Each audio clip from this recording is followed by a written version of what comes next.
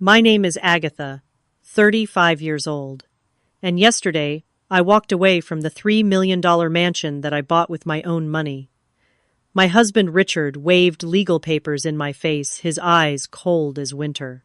I never thought the man who vowed to cherish me would try to steal everything I worked for. But as I signed those documents and placed the keys on the marble table, I knew something he did not. If you have ever had to stand up for what is rightfully yours, let me know where you are watching from and hit subscribe to follow my journey to reclaiming what was mine. I grew up in a small town in Pennsylvania where hard work was not just valued but expected. My father was a mechanic who worked 60-hour weeks at the local garage, his hands permanently stained with motor oil, no matter how much he scrubbed them clean each night. My mother was a nurse at the community hospital, often working double shifts to help make ends meet. They were honest, hard-working people who taught me the value of independence and determination. From a young age, I dreamed of financial freedom. I watched my parents struggle to pay bills despite their relentless work ethic, and I promised myself that my future would be different. I buried myself in books, studying late into the night, while my high school friends were out having fun. The effort paid off when I received a full scholarship to an Ivy League university, becoming the first person in my family to attend college. College was both terrifying and exhilarating. I felt out of place among classmates who came from wealth and privilege, but I refused to be intimidated. I doubled down on my studies, majoring in business and finance, and graduated summa cum laude. My parents sat in the audience at graduation, tears streaming down their faces. That moment remains one of my proudest achievements. After graduation, I landed a job at a small tech startup in Boston. The salary was modest, but I saw potential for growth. I worked tirelessly, arriving before anyone else and leaving long after dark. My first apartment was a tiny studio, with barely enough room for a bed and desk, but it was mine, paid for with my own money, and that meant everything to me. My breakthrough came 2 years into the job when I developed a marketing strategy that transformed our company from an unknown entity into an industry leader. The campaign focused on real people using our products to solve everyday problems, connecting with consumers in a way that our competitors had failed to do. The company's revenue tripled within 6 months, and suddenly, everyone wanted to know the mind behind the strategy. My rise through the ranks was swift after that.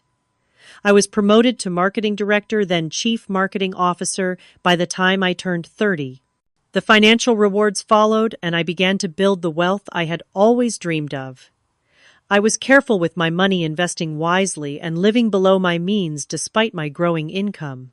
I watched my bank account grow from thousands to hundreds of thousands, and eventually to millions. It was at a high-profile charity gala that I first met Richard. I had donated $50,000 to a children's hospital fundraiser, and as a major donor, I was seated at the main table. Richard was there representing his law firm, which was also a sponsor of the event. He was strikingly handsome in his perfectly tailored tuxedo, with dark hair, intense blue eyes, and a confidence that commanded attention. During dinner, he asked thoughtful questions about my career and seemed genuinely impressed by my achievements. Unlike many men I had dated who were intimidated by my success, Richard appeared to admire it. He listened intently as I talked about my work, asking insightful questions that showed he was truly engaged. When he asked for my number at the end of the evening, I felt that flutter of excitement that had been absent from my dating life for years. Our first date was at an exclusive restaurant overlooking the Boston Harbor. The conversation flowed effortlessly as we shared stories about our childhoods, our career ambitions, and our views on life. Richard talked about his work as a corporate attorney and his dream of starting his own firm someday. He spoke with such passion that I could not help but be drawn to him. What followed was a whirlwind romance straight out of a fairy tale. Richard took me to the finest restaurants, surprised me with weekend getaways to quaint bed and breakfasts in Vermont, and once even arranged a private viewing of a new exhibition at the Museum of Fine Arts. He was thoughtful, romantic, and seemingly supportive of my career and independence. The night he proposed, 6 months after we met, he took me back to the charity gala where we had first met, which was being held again. This time, when the donation acknowledgments were being read, the host announced a special gift in my name. Richard had donated $100,000 to the Children's Hospital in my honor. As I sat there stunned, he got down on one knee and presented a stunning diamond ring. I said yes, without hesitation, believing I had found a partner who truly valued me for who I was. Richard continuously praised my business acumen, my independence, and my drive. He would tell me how refreshing it was to be with a woman who had her own goals and achievements. I believed every word, never imagining that the very traits he claimed to admire would later become the source of his resentment. In those early days, we would stay up late into the night, discussing our future together. Richard talked about us as equals partners in life who would support each other's dreams. He even suggested that someday we might start a business together, combining my marketing expertise with his legal knowledge. Everything he said and did reinforced my belief that I had found someone who would never ask me to diminish myself for his ego. How could I have known then that the man who held my hands and promised to cherish my strength would later try to break it, that the same lips that praised my independence would sneer at me to sign away everything I had built? But I am getting ahead of myself. Back then, all I saw was the beginning of what I thought would be my happily ever after. Our wedding day arrived exactly 1 year after our first meeting. It was everything I had ever dreamed of: an elegant affair at a historic estate outside Boston. 200 guests witnessed our union, including my proud parents and Richard's extensive network of colleagues and friends from the legal community. My father, usually a man of few words, gave a heartfelt speech about how Richard was the son he never had, and how grateful he was to see me with someone who appreciated my strength and determination. In the months leading up to the wedding, I had made a significant decision. With my investments performing exceptionally well and a substantial bonus from work, I decided to purchase our dream home. The property was a stunning colonial mansion in one of Boston's most prestigious neighborhoods, with 6 bedrooms, 7 bathrooms, a swimming pool, and meticulously landscaped gardens. The price tag was $3 million, a sum that would have seemed impossible to the young girl from Pennsylvania, but one I could now afford. The mansion featured soaring ceilings with hand-carved crown molding, original hardwood floors that gleamed in the sunlight, and floor-to-ceiling windows that filled every room with natural light. The master suite occupied an entire wing of the second floor with a sitting area, a fireplace, and a bathroom that rivaled those in luxury hotels. The kitchen was a chef's dream, with top-of-the-line appliances, custom cabinetry, and marble countertops. There was even a wine cellar in the basement that could hold over 1,000 bottles. When I showed Richard the house, his eyes widened in appreciation. He walked through each room admiring the craftsmanship and architectural details. When I told him I was considering buying it, he embraced me and said, "This is perfect for us, darling. You have such an eye for value. This property will only appreciate over time. Your business sense never ceases to amaze me." I purchased the house in my name as we had not yet married, and because I was paying for it entirely from my own funds. Richard never objected to this arrangement. In fact, he praised my financial acumen, saying it made perfect sense for tax purposes. I remember feeling a warm glow of appreciation for his support of my independence. The first year of our marriage was blissful. We traveled extensively visiting Paris, Rome, and Tokyo. We hosted lavish dinner parties, where Richard would proudly introduce me to his colleagues and friends, boasting about my career achievements and business insights. We seemed to be the perfect power couple, each successful in our own right, but stronger together. The first hint of trouble came so subtly that I nearly missed it. We were discussing renovations to the garden when I mentioned wanting to install a Japanese-inspired meditation area. Richard frowned slightly and said, "Are you sure that is a good investment? It seems like an unnecessary expense." I was taken aback. The cost was minimal compared to our resources, and he had never questioned my spending before. I brushed it off as a momentary concern, but similar comments began to appear more frequently.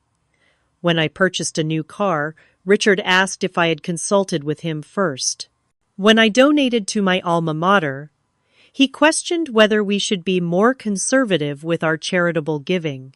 Each comment was delivered with a smile or a casual tone that made it difficult to object without seeming overly sensitive. Then came the suggestion that began to shift our dynamic more dramatically. Over dinner one evening, Richard mentioned that his law practice was expanding and that he was taking on more high-profile clients. "You know, Agatha," he said, taking a sip of wine, "it might be time for you to consider stepping back from your career. We are financially secure now, and it would be the perfect time to start thinking about building a family." I nearly choked on my food. We had discussed children, of course, but always in the context of balancing family with both our careers. Richard had previously expressed admiration for female executives who successfully managed motherhood and professional life. His sudden change in perspective caught me completely off guard. When I reminded him of our earlier conversations about both maintaining our careers, he looked almost confused. Did I say that I suppose I had not fully considered how demanding it would be on you to juggle both? I just want what is best for our future family. You would not want our children raised by nannies, would you? The conversation left me uneasy, but I tried to rationalize his concerns as coming from a place of care. Still, I noticed that Richard began to make more comments about female colleagues who had left the workforce after having children, always framing their decisions as wise and admirable. Richard's behavior toward my finances continued to shift as well. He began asking to review our accounts together, suggesting that as a married couple, we should be fully transparent. While this seemed reasonable on the surface, his scrutiny of my personal spending became increasingly invasive. He questioned purchases I made, investments I was considering, and even small expenses like a lunch with colleagues. One evening, I came home late from work to find Richard in my home office, my laptop open in front of him. When I asked what he was doing, he smiled casually and said, "Just looking over some of our investments. I noticed you moved some funds around last week." The fact that he had accessed my computer without permission sent a chill through me. When I pointed this out, his expression darkened momentarily before he recovered with a laugh. "Agatha, you make it sound like I was spying on you. We are married. There should be no secrets between us. I was just taking an interest in our financial health. Our, not yours." The subtle shift in language did not escape me. Neither did the fact that Richard had never referred to his own finances as ours, or invited me to review his accounts. I began to feel a growing knot of anxiety in my stomach, but pushed it aside. This was Richard, the man who had swept me off my feet, who had seemed so proud of my independence.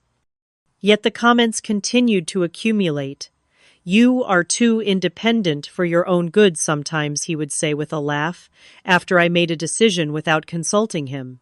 Or, "Sometimes I wonder if you even need me," with an expression that was meant to be joking but held an edge of resentment. The Richard who had once praised my strength now seemed threatened by it. The man who had admired my business success now questioned my every financial move. I found myself increasingly confused, wondering if I was overreacting or if the supportive partner I thought I had married was slowly revealing a different side altogether. As our second year of marriage progressed, the subtle changes in Richard became more pronounced. The warm, supportive man I had fallen in love with was increasingly distant and cold. Our dinner conversations, once filled with lively discussions and shared laughter, turned into silent affairs or critical monologues from Richard about my shortcomings. Nothing I did seemed to please him anymore. If I wore a dress I loved to a work function, he would comment that it was too revealing or inappropriate. "That dress makes you look like you are trying too hard, Agatha. A woman of your position should dress with more restraint." The same dress he had previously complimented now became a target for his criticism. My circle of friends, which Richard had initially embraced gradually, became another point of contention. He would make dismissive remarks about my college friend Stephanie, calling her immature and a bad influence because of her recent divorce. My work colleague, Thomas, was deemed inappropriate because Richard claimed he clearly had romantic intentions, despite Thomas being happily married with 3 children. Even my management style at work became subject to Richard's constant critique. He would question my decisions to promote certain team members or my approach to client relationships. "Perhaps you should be firmer with your team," he would suggest. "They seem to take advantage of your kindness." Or, "That client is clearly using you. You need to be more assertive." One afternoon, I came home early from work with a migraine and decided to check my email before lying down. When I opened my laptop, I discovered that my email was already open, with several messages marked as read that I had not viewed. A quick check of my browser history showed that someone had also been looking through my banking portal and investment accounts. My heart raced as I realized that Richard must have been systematically monitoring my communications and finances. I felt violated in a way I had never experienced before, as if the private spaces of my life had been invaded without my knowledge or consent. That evening, I confronted Richard about what I had found. I expected denial, or perhaps even shame, but his response left me speechless. "Yes, I checked your emails and accounts," he admitted, without a trace of remorse. "As your husband, I have a right to know what you are doing. I worry about you, Agatha. You are so trusting, and there are people who might take advantage of that." When I expressed that his actions felt like a violation of my privacy, his demeanor changed instantly. His eyes narrowed and his voice took on a wounded tone that I was beginning to recognize as manipulative.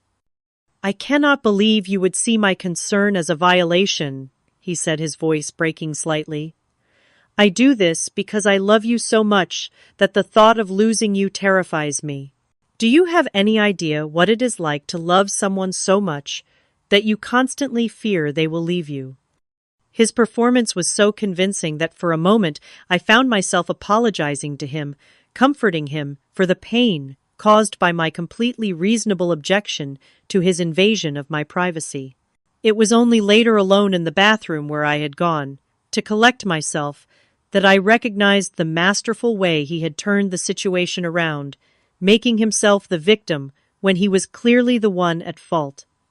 After that incident, Richard became even more overt in his efforts to isolate me from my support network. He would create last-minute work emergencies that forced us to cancel dinner plans with my friends. When my parents planned to visit, he suddenly remembered an important conference we both needed to attend out of state. Each cancellation came with a seemingly reasonable explanation, but the pattern became impossible to ignore. My once vibrant social life dwindled until weeks would pass without me seeing anyone outside of work and Richard. Even my work relationships began to suffer, as Richard would call me multiple times throughout the day, often with trivial questions or concerns that required my immediate attention. My colleagues noticed the constant interruptions, and I could sense their growing discomfort around me. The isolation made me increasingly dependent on Richard for emotional connection, which I now realize was exactly his intention. Without the perspective of friends or family, it became easier for him to control the narrative of our relationship and my perception of reality. Then came a discovery that shed new light on Richard's behavior. While searching for a document in our home office, I found financial statements from Richard's law firm that he had clearly attempted to hide. The documents revealed that his practice was in serious financial trouble with mounting debts and declining client revenue. The revelation stunned me. Richard had always portrayed his firm as thriving and successful. He drove a luxury car, wore designer suits, and never hesitated to pick up the tab at expensive restaurants when dining with colleagues. It appeared that much of this was financed through debt and increasingly desperate financial maneuvers. When I gently approached Richard about what I had found offering to help with my own resources and business expertise, his reaction was explosive. "You had no right to look at those documents," he shouted, his face flushed with anger. "This is my business, not yours. Do you think I need my wife to rescue me? What kind of man would that make me? A real man does not need his wife to support him financially." His words revealed a toxic pride and deeply traditional views about gender roles that he had carefully concealed during our courtship. The man who had supposedly admired my financial independence now seemed to view it as a threat to his masculinity rather than an asset to our partnership. In the following weeks, Richard began making more frequent comments about how all of our assets should be managed together with him as the primary decision maker. After all, he would say, as the man of the house, it is my responsibility to ensure our financial security. Each time he said something like this, I felt a growing sense of alarm. The disconnect between the progressive, supportive partner he had presented himself to be during our courtship and the controlling traditional husband he was revealing himself to be grew wider by the day. I began to wonder how I had missed these red flags, how I had fallen for someone whose values were so fundamentally opposed to my own. But Richard had been careful showing me exactly what I wanted to see until he felt secure enough in the relationship to reveal his true nature. Like a slowly heating pot of water with a frog inside the changes, had happened so gradually that I had not recognized the danger until I was already in too deep. As Richard's financial troubles worsened, so did his efforts to control our shared resources. It was becoming increasingly clear that he viewed my wealth not as mine, but as a solution to his problems. The question was just, how far was he willing to go to get his hands on what I had worked so hard to build? The pivotal moment that finally opened my eyes to the full extent of Richard's deception came on an ordinary Tuesday evening. I had returned home early from a business dinner that ended sooner than expected and was about to call out to let Richard know I was home when I heard him speaking in his office. His voice had a conspiratorial tone that made me pause in the hallway. "I need to move quickly on this." Jacob Richard was saying, his voice lower than usual but still audible through the partially open door. "She has no idea what is happening. Once these papers are signed, I will finally have what is rightfully mine." I stood frozen, my heart pounding in my chest. Though he did not mention my name, I knew instinctively that he was talking about me. Jacob was one of his colleagues at the firm, a man I had met several times at company functions, who had always regarded me with a slightly dismissive attitude. "I think you are taking a risk here," I heard Jacob respond through the speakerphone. "She is not stupid, Richard. She built that fortune herself." Richard laughed, a sound so cold and unfamiliar that goosebumps rose on my arms. "She may be clever with marketing campaigns, but she knows nothing about legal matters. She trusts me completely." By the time she realizes what has happened, it will be too late. The house, the investments, everything will be under my control. I backed away silently, retreating to my car in the garage where I sat trembling with shock and betrayal. The man I had married, the man I had trusted with my heart and my life, was plotting to steal everything I had worked for. Once the initial shock subsided, I forced myself to think clearly. I needed to understand exactly what Richard was planning and how far along he was in his scheme. That night, I pretended nothing was wrong, playing the role of the oblivious wife, while my mind raced with plans and contingencies. The next morning, I waited until Richard left for work before beginning my investigation. In his home office, I carefully searched through his files, finding drafts of legal documents hidden in a locked drawer that I opened with the spare key he did not know I had. What I discovered confirmed my worst fears. Richard had been systematically transferring small amounts from our joint accounts to a separate account in his name only. The transfers were carefully timed and sized to avoid triggering any alerts, a strategy that spoke of deliberate, long-term planning. More alarmingly, I found draft documents for a revised trust that would give Richard full control over my assets, including the house. The language was full of legal jargon, clearly designed to obscure the true purpose of the document from someone without legal training. Had I signed these papers without careful review, I would have effectively signed away everything I owned. With hands still shaking from the discovery, I called Julia Winters, a lawyer I had befriended during a business negotiation years ago. Julia specialized in family law and high-asset divorces, though I had never imagined needing her services for myself. "Agatha, you need to be extremely careful," Julia warned after I explained the situation. "What you are describing sounds like financial abuse, and based on the documents you have found, Richard appears to be planning something that could potentially leave you with nothing." Financial abuse. The term hit me like a physical blow. I had heard of emotional and physical abuse, but had never considered that the systematic control and manipulation of finances could be a form of abuse as well.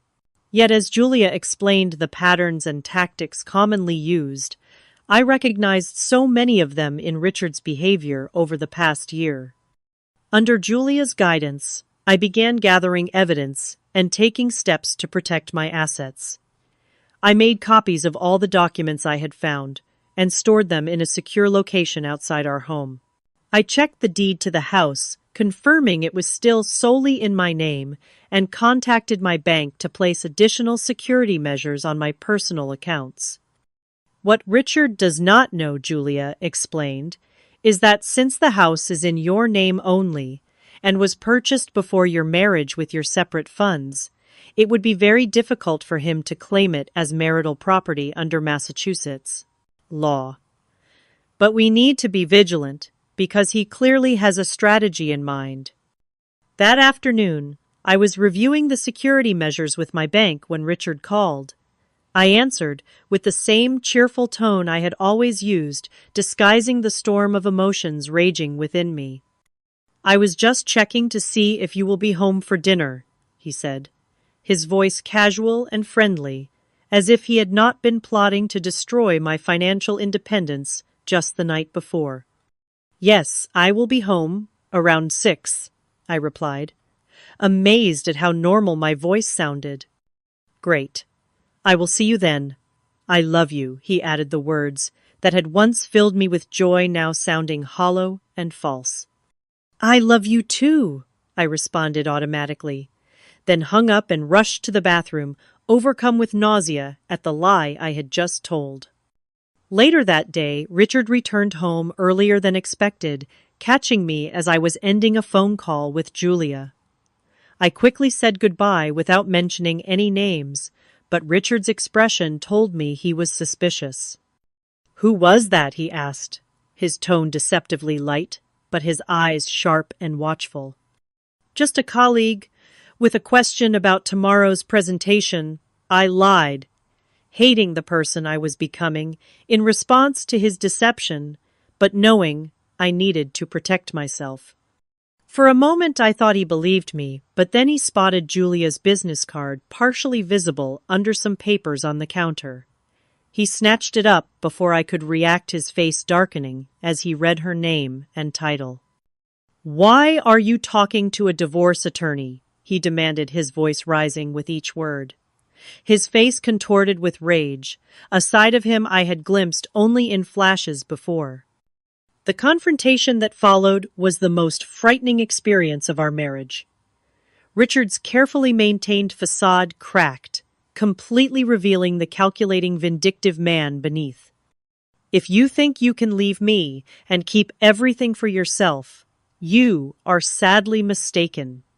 He snarled, his handsome features twisted with anger. "I will take everything, Agatha. The house, the cars, half of your company shares. By the time I am done with you, you will wish you had never crossed me." His threats confirmed everything I had discovered, but hearing them spoken aloud still sent ice through my veins. This was no longer about saving my marriage. This was about protecting myself from someone who had been planning to harm me financially for months, possibly years. In the days that followed, I tried to buy time by pretending to reconsider, suggesting we seek counseling together. Richard, perhaps believing he had scared me into submission, agreed readily, once again donning the mask of the reasonable, loving husband when it suited his purposes. Meanwhile, I took steps to safeguard what I could, transferring some funds to accounts Richard could not access. When I attempted to move a larger sum, however, I discovered that Richard had already restricted my access to several of our joint investment accounts, using his legal connections to place administrative holds that even I, as the primary account holder, could not override without his signature.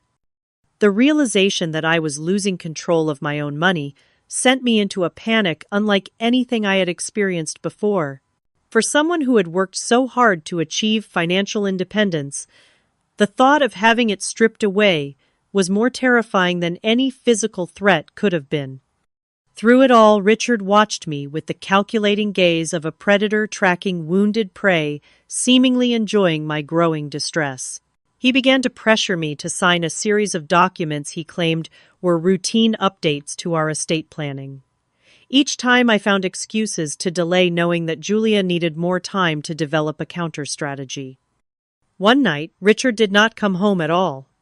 My calls went straight to voicemail, and a text sent late in the evening received no response. I spent the night alternating between worry that something had happened to him and fear that this was another manipulation tactic designed to destabilize me emotionally. He returned the next morning with no explanation for his absence, but his demeanor had changed completely. Gone was the threatening, angry man of the previous days, replaced by the charming, attentive husband I had first fallen in love with. He brought flowers, apologized for his recent behavior, and promised things would be different moving forward. "I am under so much stress with the firm," he explained, his eyes showing a vulnerability that seemed genuine. "I said things I did not mean, Agatha. You know I would never actually hurt you. We are partners, and I value everything you bring to this relationship." His sudden transformation was so convincing that for a brief moment I almost believed him. Almost. But I had seen behind the mask now, and no performance, however skillful, could erase what I knew about his true intentions. Still, I played along, pretending to be relieved and grateful for his apology. If Richard was changing tactics, I needed to understand why. As Julia had warned me, the most dangerous time in situations like mine was often when the abuser sensed they were losing control and decided to try a different approach. "I just want us to be happy again," I told him, the half-truth easier to sell than a complete lie. The relief in his eyes confirmed my suspicion. He believed he still had me exactly where he wanted me, unaware that beneath my seemingly compliant exterior, I was preparing for the battle ahead. For the next week, Richard maintained his loving facade so convincingly that I occasionally caught myself wondering if I had imagined the whole thing. He brought me coffee in bed, sent flowers to my office, and even suggested we plan a vacation to the Maldives to reconnect. The contrast between this attentive husband and the threatening man of the previous week was so stark that it felt like living with someone with a split personality. I maintained my own performance, smiling and accepting his gestures of affection while continuing to work with Julia behind the scenes. We had daily calls when I could safely speak, usually during my lunch breaks at work, or when Richard was at the gym.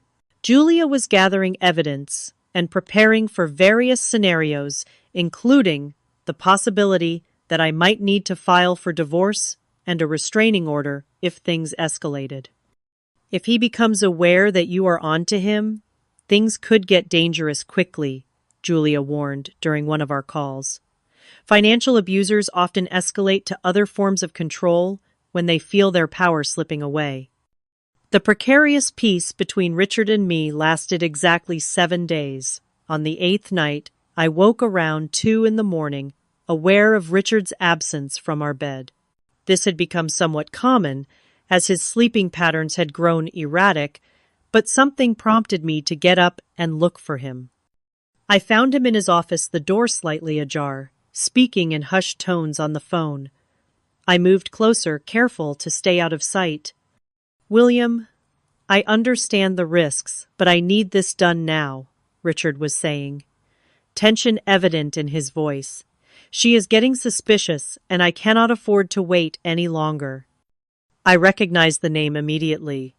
William Hayes was one of Boston's most prominent attorneys, known for handling complex financial cases for the city's elite. I had met him once at a charity function and found him intimidating, a man whose razor-sharp intellect was matched only by his reputation for ruthlessness in the courtroom. "I am telling you, Richard Hayes," responded his voice, clear through the speakerphone, "what you are proposing walks a very fine line legally. If she contests these transfers or claims duress during the signing, you could be facing serious consequences." Richard laughed dismissively. "She will not contest anything. She is too in love with me to fight back. All I need is for her to sign the papers transferring the house and primary accounts. Once that is done, we can move forward with the rest of the plan." My blood ran cold at the calculated way he discussed our relationship, as if my love was merely a weakness to be exploited rather than something to be cherished. "Have you considered what this will do to your reputation if this goes public?" Hayes asked.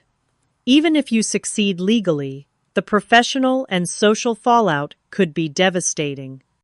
By the time anyone realizes what has happened, I will be financially secure enough that reputation will not matter," Richard replied with chilling confidence. "Besides who will believe her, I will make sure she looks unstable and financially irresponsible. It is my word against hers, and I am a respected attorney." I backed away silently, my heart pounding so loudly I feared he might hear it. The casual cruelty with which Richard discussed destroying not only my financial security, but also my reputation, left me breathless with shock and fear. Once safely back in the guest bedroom, I texted Julia despite the late hour, "Need to meet first thing tomorrow. Emergency." She responded immediately. "My office, 7 a.m. I barely slept that night, lying awake and revisiting every moment of my relationship with Richard, searching for the signs I had missed. Had there been red flags from the beginning? Was our entire relationship built on calculation and deception? The thought that the love I had felt so deeply might have been nothing but an elaborate trap was almost too painful to bear. At 6:30 the next morning, I told Richard I had an early meeting and left the house before he was fully awake. 30 minutes later, I sat in Julia's office, recounting the conversation I had overheard. "This changes everything," Julia said grimly, after I finished. William Hayes does not get involved unless there are significant assets at stake and a client willing to play hardball. The fact that even he is expressing concerns about Richard's approach tells me they are planning something particularly aggressive. What are my options? I asked, my voice steadier than I felt. Julia leaned forward, her expression serious but determined. There is a strategy we could employ, but it is risky. It would involve appearing to give Richard exactly what he wants, but with a carefully crafted legal trap built into the documentation. She explained the details of the plan, a bold counterattack that would use Richard's own tactics against him. As I listened, I felt a mix of admiration for Julia's ingenuity and fear at the high stakes involved. If the plan failed, I could lose everything. If it succeeded, I would be free of Richard, but would have to rebuild much of my life from the ground up. "Do you think it will work?" I asked when she finished explaining. Julia considered for a moment before answering. "Richard is counting on your ignorance of legal matters and your emotional attachment to him. He does not believe you will fight back effectively. That underestimation gives us an advantage. But Agatha, I need you to be certain this is what you want. Once we put this in motion, there is no going back." I thought about the man I had married, the future I had imagined for us, and the betrayal that had shattered those dreams. I thought about my parents who had worked so hard to give me opportunities, and how they had taught me to stand up for myself. I thought about the years of work and sacrifice that had gone into building my career and financial security. "Do it," I said finally. "I would rather lose everything fighting for what is mine than live another day with someone who sees me as nothing but a resource to be exploited." The plan required meticulous preparation. Julia and I worked throughout the day, drafting documents, consulting with financial experts, and establishing secure communication channels. By the time I returned home that evening, everything was in place. Now I just needed Richard to make his move. I did not have to wait long. 2 days later, Richard announced that he had drafted some new estate planning documents that required my signature. For our future security, he explained with a smile that no longer reached his eyes. "Can I review them first?" I asked, feigning the casual interest of someone who had no suspicions. "Of course, darling," he replied smoothly. "They are quite standard, but feel free to look them over. I will be in my office when you are ready to sign." The documents were exactly what I had expected, based on the conversation I had overheard: transfer of property deeds, power of attorney forms, and amendments to our financial accounts that would give Richard complete control. Reading through the pages of legalese, I marveled at the audacity of his plan and the confidence he must have had in my ignorance or trust. After an hour, I brought the papers to his office, having made a show of reading them thoroughly. Richard watched me with barely concealed anticipation, a predator about to spring his trap, unaware that he was the one being led into a snare. "Everything looks fine," I said, my voice betraying none of the turmoil I felt. "I just have one small suggestion for this section here." I indicated a passage buried deep in the document, a seemingly innocuous clause about property transfer rights. Richard barely glanced at it, his eagerness to complete the transaction overriding his usual thoroughness. "It is just clarifying language," I explained, "to make sure the transfer process goes smoothly with the bank." Richard nodded impatiently. "Fine, fine, we can add that. It does not change anything substantive." If only he knew how wrong he was. The amendment Julia had crafted would become the linchpin of our counter-strategy, a legal tripwire that Richard in his arrogance was about to trigger himself. As he made the change and printed a new copy of the document, I steeled myself for what was to come. The next few hours would determine the course of my future, and I needed to play my part perfectly. Richard had underestimated me from the beginning, seeing only what he wanted to see, a successful but legally naive woman who could be manipulated through her emotions. It was time to show him just how wrong he had been. The modified documents lay on the mahogany desk between us, the afternoon sun, casting long shadows across the room.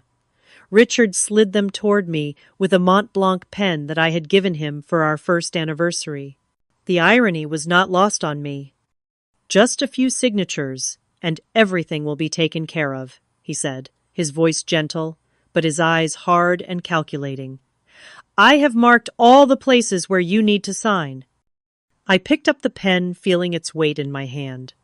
For a brief moment, I thought about all the different paths my life could have taken, all the choices that had led me to this precise moment. I thought about the young girl from Pennsylvania who had dreamed of financial independence, never imagining that her greatest threat would come from the man she had chosen to share her life with. Richard mistook my hesitation for reluctance. His demeanor shifted instantly, the mask of concerned husband falling away to reveal the cold manipulator beneath. "Sign or get out," he mocked, waving the papers in front of me. His voice had lost all pretense of affection. "This is my house now." I looked around at the hand-carved moldings I had admired when I first viewed the property, the marble fireplace I had restored, the custom bookshelves I had commissioned from a local artisan. Every inch of this home represented my hard work, my dreams, my success. "Your house?" I questioned quietly. "I paid for this house entirely with my own money before we were even married. The deed is in my name alone." Richard's smile was ugly, triumphant. "Not for much longer. Once you sign these papers, everything changes. I have been patient, Agatha, more patient than you deserve. Now it is time for you to do as you are told." His words hung in the air between us, the threat unmistakable. In that moment, I saw with perfect clarity the man I had married, not the supportive partner I had believed him to be, but a predator who had targeted me for my assets from the very beginning. With steady hands that surprised even me, I began to sign the documents one page after another. Richard watched with barely concealed glee, no doubt already calculating the wealth that would soon be under his control. When I reached the final page, I paused again, meeting his eyes directly for perhaps the first time in weeks. I signed my name with a flourish, then capped the pen and placed it precisely in the center of the document. "Done," I said, simply rising from my chair. The triumph in Richard's expression was sickening to witness. He gathered the papers possessively, already turning away from me, as if I had ceased to matter now that I had served my purpose. In a gesture that I had planned with Julia, but which felt surprisingly natural in the moment, I removed my house keys from my purse and placed them on the table with a soft clink. Richard turned back, confusion briefly crossing his features. "What are you doing?" "Since the house is no longer mine, I should not keep the keys," I replied, my voice steady despite the storm of emotions raging within me. "I have already packed a bag. I will be staying elsewhere tonight." Now Richard looked uncertain for the first time. This was not the reaction he had expected, not the tears or pleading he had no doubt anticipated and perhaps even looked forward to witnessing. "Do not be dramatic, Agatha," he said, trying to recapture control of the situation. "You do not need to leave. This is just a legal formality for tax purposes." The lie was so blatant, so insulting to my intelligence, that I almost laughed. Instead, I simply picked up my purse and turned toward the door. I felt his hand grasp my arm, spinning me back to face him. His eyes were wide with disbelief and the first hints of alarm. "Where do you think you are going? This is ridiculous. We need to discuss this like adults." "There is nothing to discuss, Richard," I replied gently, but firmly removing his hand from my arm. "You wanted the house and the accounts. Now they are yours. I hope they bring you the happiness you seem to think they will." As I walked toward the front door, I heard him following behind me, his confident demeanor crumbling as he realized his carefully laid plan was not unfolding as expected. I had signed the papers, yes, but my calm acceptance and immediate departure had not been part of his script. "Agatha, stop this nonsense right now," he demanded, his voice rising. "You cannot just walk away." I paused at the door, turning to face him one last time. The man standing before me was a stranger, his handsome features contorted by frustration and the dawning realization that something was not right. "Goodbye, Richard," I said simply, then walked through the door and closed it behind me. In my car parked at the end of the driveway, I finally allowed the tears to come. Not tears of defeat or despair, but of release. For months I had been living with a growing sense of dread, trying to reconcile the loving husband I thought I had with the manipulative stranger he had revealed himself to be. Now, at last, the pretense was over. The path ahead would be difficult, but it would be mine to choose. I drove to the hotel where Julia had reserved a room for me, checking in under a name Richard would not think to look for. As I settled into the anonymous comfort of the hotel suite, I sent a brief text to Julia, "It is done." Her response came immediately. "Get some rest. Tomorrow will be interesting." That night alone in the unfamiliar room, I slept more soundly than I had in months. Whatever happened next, I had taken back control of my own story. Richard had underestimated me from the beginning, seeing only what he wanted to see. Tomorrow he would discover just how costly that mistake had been. The call from Julia came just after 9 the next morning. I had been awake since dawn, alternating between moments of doubt and surges of empowering clarity. When my phone lit up with her name, I answered immediately. "It is happening exactly as we predicted," she said, without preamble, her voice vibrant with controlled excitement. "William Hayes just called Richard." Apparently the conversation was quite animated. "Tell me everything," I said, sitting up straighter in the hotel armchair. "Hayes reviewed the documents this morning and discovered our little addition," Julia explained.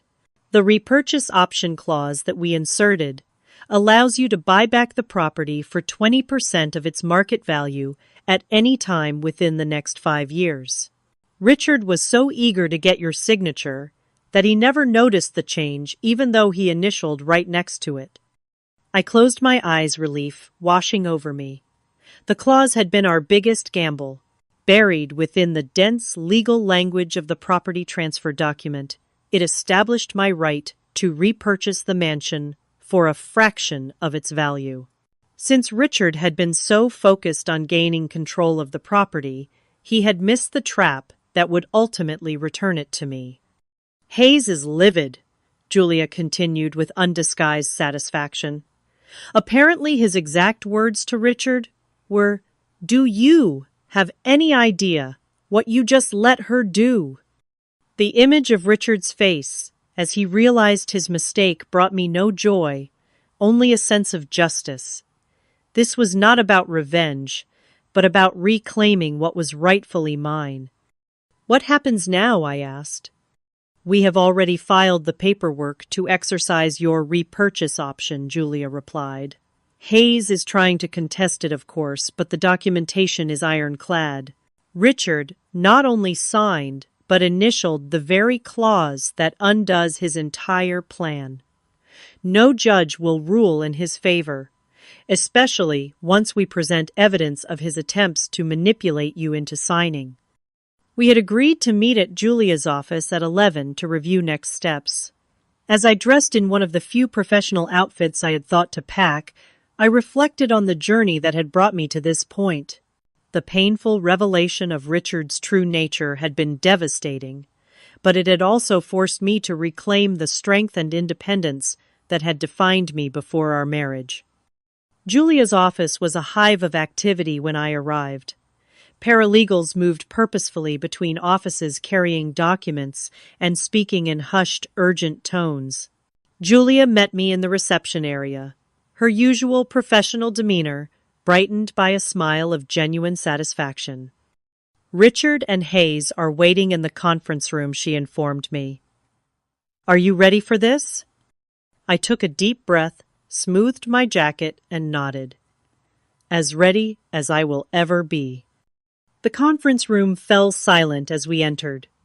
Richard sat at the far end of the table, his normally immaculate appearance showing signs of strain. His hair was uncombed, his expensive shirt wrinkled as if he had slept in it. Beside him, William Hayes looked grim, his legendary composure visibly shaken. "Thank you for meeting with us." Julia began formally taking her place opposite Hayes. "We believe we can resolve this matter efficiently if everyone is willing to be reasonable."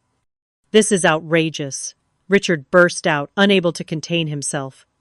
"She tricked me into signing those papers. This constitutes fraud." Hayes placed a restraining hand on Richard's arm, but his own expression was hardly more composed. "Miss Bennet," he said, addressing Julia, "your client inserted a clause into a legal document without proper disclosure. No court will uphold such an underhanded tactic." Julia smiled pleasantly, as if they were discussing nothing more contentious than the weather. "Actually, Mr. Hayes, every change to the document was properly initialed by your client. The clause was neither hidden nor misrepresented. If Mr. Anderson failed to read what he was signing, that hardly constitutes fraud on our part." She opened a folder and slid several documents across the table. "Furthermore, we have substantial evidence that Mr. Anderson has been engaging in a pattern of financial abuse and attempted coercion. These are copies of emails, financial records, and witness statements that we are prepared to submit to the court, if necessary." Richard's face drained of color as he glanced at the documents. I knew what they contained: evidence of his systematic attempts to gain control of my finances, recordings of his threats, testimonies from friends who had witnessed his controlling behavior. The case Julia had built was devastating. "What do you want?" Hayes asked, his tone clipped but pragmatic. The legendary attorney was cutting his losses, recognizing that the situation had shifted irrevocably in our favor. Julia outlined our terms. I would exercise my option to repurchase the house. Richard would relinquish all claims to my personal assets and business interests. In return, we would not pursue legal action for his attempted financial manipulation, allowing him to salvage what remained of his professional reputation.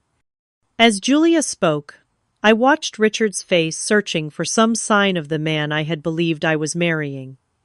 There was nothing familiar in his cold eyes or the bitter line of his mouth. Had that man ever existed, or had he been a carefully crafted illusion from the beginning? The negotiations continued for over 2 hours, with Hayes working to salvage what he could for his client, while Richard alternated between sullen silence and bursts of indignation. By early afternoon, we had reached an agreement that protected my interests while allowing Richard to walk away without the public humiliation of a court case. As we prepared to leave, Richard suddenly addressed me directly for the first time since I had entered the room. "You will regret this, Agatha," he said, his voice low and venomous. "I loved you, and this is how you repay me." I looked at him for a long moment, seeing him clearly at last. "No, Richard, you never loved me," I replied quietly. "You loved what I could give you. There is a difference." His face flushed with anger, but before he could respond, Hayes intervened, practically dragging him from the room. As the door closed behind them, I felt a weight lift from my shoulders, as if I had been carrying a burden so long that I had forgotten what it felt like to stand straight. The weeks that followed were challenging but liberating. I moved back into my home, which felt different now, both tainted by the painful memories of my marriage and reclaimed as truly mine. I changed the locks, redecorated spaces that held too many reminders of Richard, and gradually began to rebuild my sense of security. My career, which had suffered during the tumultuous final months of my marriage, became a source of renewed purpose and joy. I threw myself into new projects, my creativity and confidence flowing freely now that I was no longer walking on eggshells at home. Healing from the emotional wounds was slower and more complex. There were nights when I woke in a cold sweat, haunted by the realization of how close I had come to losing everything. There were moments of self-recrimination when I questioned how I could have been so blind to Richard's true nature. But gradually, with the help of therapy and the support of friends who welcomed me back into their lives, I began to forgive myself for trusting someone who had not deserved that trust. 6 months after the confrontation in Julia's office, I established the Financial Independence Foundation, a nonprofit organization dedicated to helping women recognize and escape financially abusive relationships. The foundation provided education about the warning signs of financial control, legal assistance for those trying to protect their assets, and emergency grants for women who needed immediate financial support to leave dangerous situations. Through this work, I met others who had experienced similar betrayals, women from all walks of life, whose stories echoed aspects of my own. In helping them reclaim their independence, I found a deeper purpose for the pain I had endured. What Richard had intended to break me had instead revealed strengths I had not known I possessed. Looking back now, I can see the warning signs that I missed or chose to ignore, the subtle shift from admiration of my success to resentment of my independence, the gradual isolation from friends and family, the increasing attempts to control and monitor my finances. These were not simply personality flaws or stress responses, but calculated steps in a pattern of abuse that had been disguised as love and concern. The most profound lesson I learned through this experience was not about Richard or even about financial security, but about trusting myself. The voice of intuition that I had silenced when it tried to warn me of danger is now my most valued guide. I have learned to listen to that voice, to honor my own perceptions even when others try to convince me they are wrong. True love, I now understand, never asks you to diminish yourself or surrender your autonomy. It does not view your strength as a threat or your success as something to be controlled. Real partnership celebrates independence rather than undermining it, supports growth rather than restricting it. The journey from that terrible day when Richard demanded I sign away my home to where I stand now has been long and often painful. There were moments when it would have been easier to surrender, to believe that peace was worth any price. I am profoundly grateful that I found the courage to fight instead, not just for my material possessions, but for my right to determine my own future. Sometimes the most powerful act is not holding on, but letting go. When I placed those keys on the table and walked away from my home, I was not surrendering, but making a strategic retreat that ultimately led to victory. Sometimes we must be willing to release what matters to us in the moment in order to reclaim what matters most in the long run. If my story resonates with you, if you have ever had to fight to reclaim what was rightfully yours, I hope it gives you courage. Have you ever had to walk away from something to ultimately win? Share your experience in the comments below. And if this story helped you in any way, please like, subscribe, and share it with someone who might need to hear it. Remember that your financial independence is worth protecting, and you are stronger than you know. Thank you for joining me on this journey, and I wish you the wisdom to recognize true partnership and the strength to accept nothing less.